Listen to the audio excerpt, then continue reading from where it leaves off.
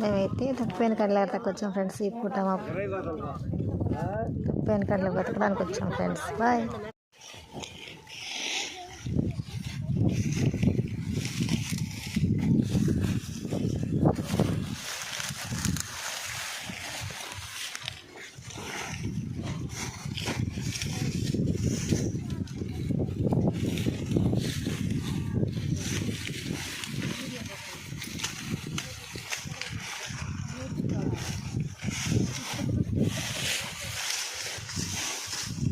Friends తప్పిపోయిన కండలు వెళ్తున్నాం. దాక్కున్న కండలు వేటకైతే వచ్చాం.